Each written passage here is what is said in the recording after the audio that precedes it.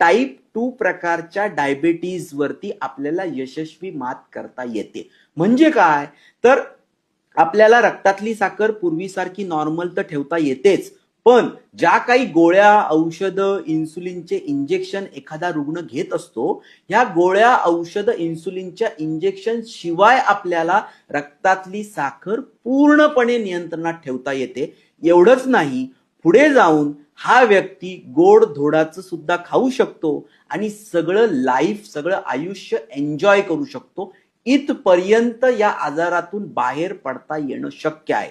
फक्त करायचं काय असतं, आपल्याला फक्त 3 महिने स्वतःच्या जीवनशैलीत योग्य बदल करायचे असतात. आपला आहार बदलायचा असतो, व्यायाम करायचा असतो आणि योग्य मानसिकता आपल्याला ठेवायची असते. या 3 गोष्टी जर एखादा रुग्ण, एखादा डायबिटीसचा व्यक्ती 3 महिन्यासाठी बदलत असेल, तर निश्चितपणे तो त्याच्या गोळ्यापासून, इन्सुलिनच्या इंजेक्शन पासून कायमची मुक्तता करून घेऊ शकतो.